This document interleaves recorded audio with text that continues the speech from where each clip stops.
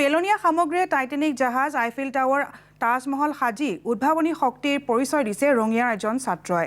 সাহিল হুছেইন নামৰ প্ৰতিভাৱান ছাত্ৰজনে দেশডাইৰেক্ট কাঠিৰে আইফেল টাৱাৰ, তামোলৰ ঢকুৱা আৰু বাঁহৰ পাতেৰে টাইটানিক জাহাজ, নষ্ট হোৱা বল আৰু কাগজেৰে সাজি উলিয়াইছে তাজমহল।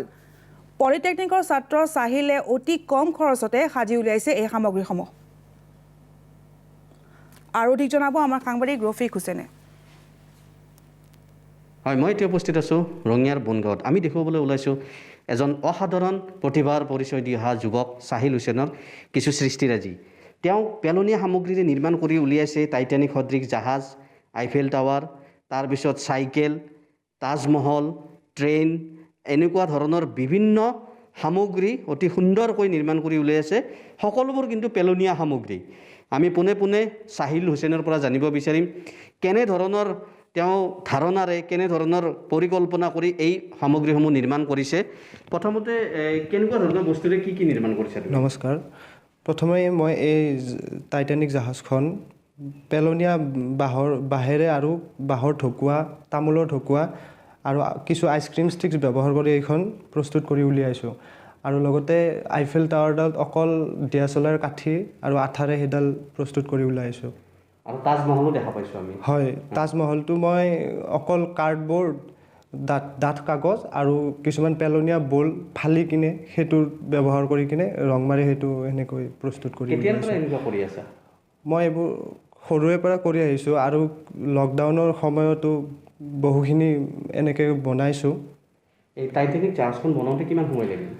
টাইটানিক জাহাজখন বনাওঁতে 10 দিন 12 দিনৰ ভিতৰত বনাই ওলাইছোঁ। মানে তুমি এই আইডিয়াটো কেনেকৈ আহিল যে পেলনীয়া সামগ্ৰীৰেও যে বস্তু ক'ৰবাৰ পৰা শিকিছা, প্ৰশিক্ষণ লৈছা নেকি?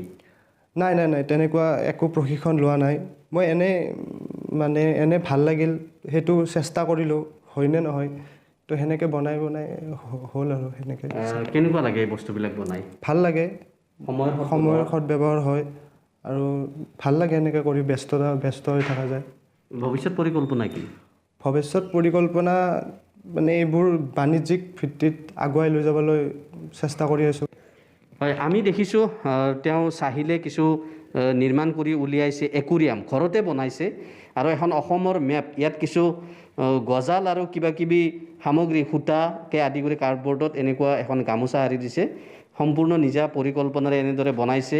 এয়া দেখিবলৈ পাইছে তাজমহল, ৰিক্সা, গাড়ী আৰু এডাল বাঁহৰ ঠানিত, গছৰ ঠানিত এনেদৰে যিবিলাক চাংঘৰ বুলি কোৱা হয় আচলতে, গছৰ এনেকুৱা ঘৰ বনাইছে খুব সুন্দৰকৈ।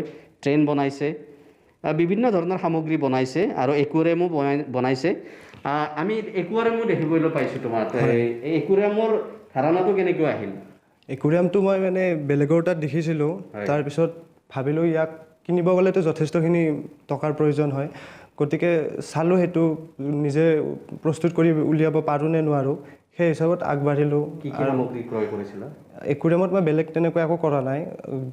গ্লাছখিনি কিনিছোঁ আৰু 2টা মটৰ কিনিছোঁ, সেইখিনি আৰু বাকীখিনি পেলনীয়া সামগ্ৰীৰে বনাই ওলাইছোঁ। হয়, ফাৰুক হুছেইন, আপোনাক ধন্যবাদ জনাইছোঁ।